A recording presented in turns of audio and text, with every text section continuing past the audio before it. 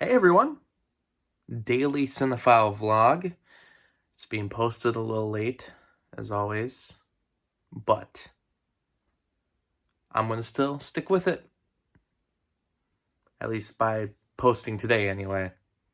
And I'm still a day behind, but I already have two planned for tomorrow, so don't worry, I'm catching up. Yeah, I'm gonna make it all aware, throw it out there. I know I'm slightly behind. Does anybody else notice how many days are in a year and how many I posted? I'm actually not too behind, but like I said, I gotta post another one tomorrow. Um, but I guess I was thinking about character flaws. I think it's good to be honest with yourself, to know what your flaws are, and to know that something that you hope to be, or something that you want to be or want out of yourself isn't always necessarily the thing that should happen. And it isn't always the thing that is best for you. And, going for that kind of goal or mindset can be damaging. And that's where the character flaw comes in. I think I was kind of thinking about it because I've had this idea of wanting like a simple answer. I've always enjoyed people that I've met. I haven't met a lot of people like this, but the ones who can give just real straightforward, simple answers to things that I think I overcomplicate. And not to get into all of it right now about what I overcomplicate and what comes with it. But everybody has character flaws. I know I do. And I think it helps to be honest about it.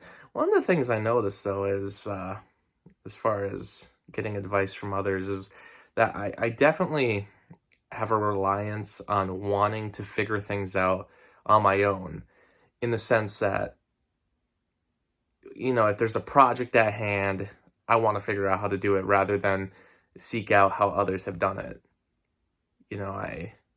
Projects that I've built, that table, for instance, or a lot of crafts like that, or, and video making as well, video projects. And one of the things I was really thinking about was scheduling. That's kind of where this all came from, how to develop a really good schedule. A lot of times I just kind of go about the way that I think it should be done. And, I don't look up tutorials, or I don't seek out advice on how to do something. I mean, for instance, in the case of that table, it's not a bad table, but the legs could have been done a little differently. And I probably will improve it at some point. But it's one of those things where it's like, I wanted to figure out how to do it on my own. I feel like that's how I learn best, is to kind of get hands-on with something.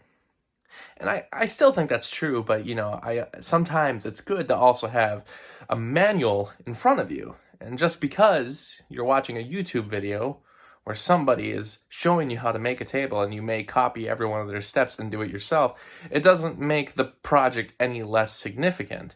And I think that's kind of my issue, is that I want it to be something that I create, something that I don't get help from others on, and certainly not something that you can find online and see, oh, he did something exactly like someone else. Even though the table itself was already pretty special. I mean, it's made of VHSs on the top. So as to why I didn't think to just look up a tutorial, well, I guess I didn't know at the time. But one of the other bigger issues I've had lately is with scheduling. I've developed a schedule, a planner, and I was like, the big genius idea I've had is, Post-it notes. Instead of writing things within your notebook planner and having it permanently on there. I mean, maybe some people use pencil and they can erase things if necessary.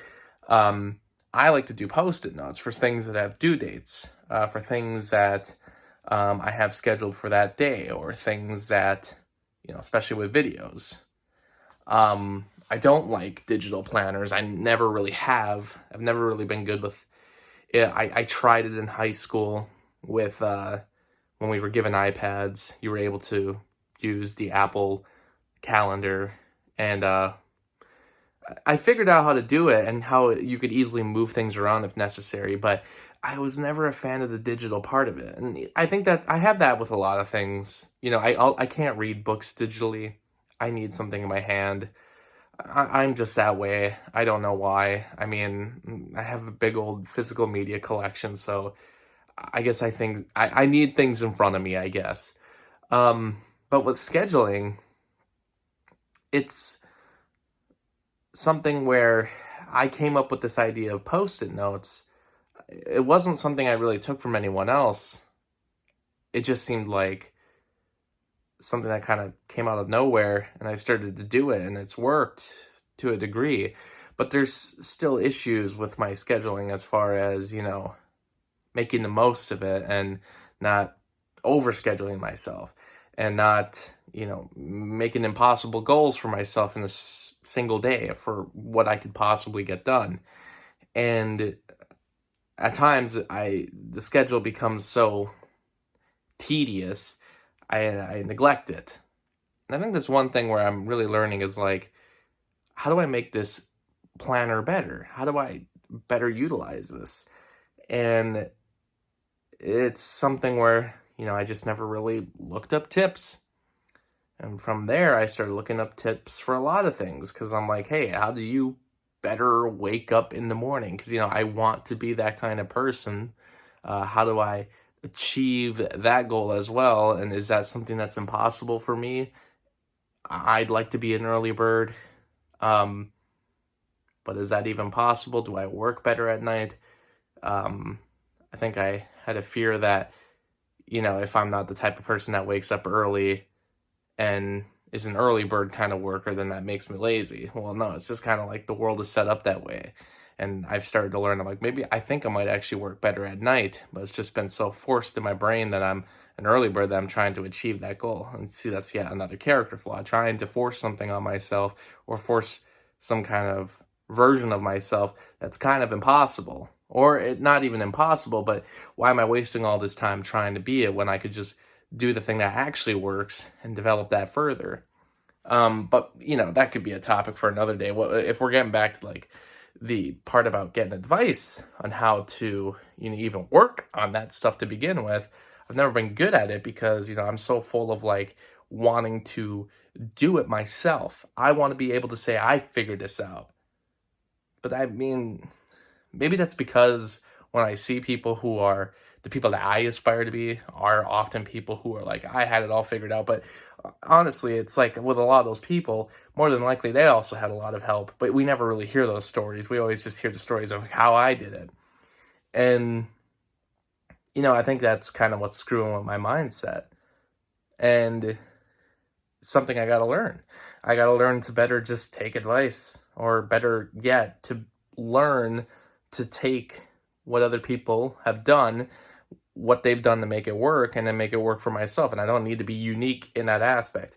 I don't need to make a table in just the way that I would do it because I don't want to copy someone else's on YouTube. No, I should really just be watching how someone does it on YouTube, take that as a tutorial, find the materials that they use to build their table, build a wonderful table the same way they did, still throw my VHSs on top, do the same thing with a lot of different crafts.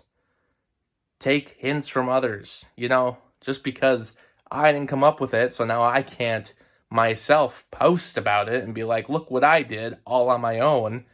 I mean, to a degree, I still can do that, but I like to be a little more honest and say, I watched this person do it, and now I'm doing it. And, I feel like I very rarely have done that. There's been cases where I have, taken 100% someone's idea to, my own life, creatively, or and not take 100%. I mean, I'm not trying to say like I plagiarize people. That's not what I mean. I mean that I'm talking more on just the craft level and personal level. And it's like, as far as the one thing that's really been bothering me lately is making a good planner. I wanted to figure it out on my own. I found out a system that slightly worked for me, and now I don't need to take any more words from anyone else to improve it.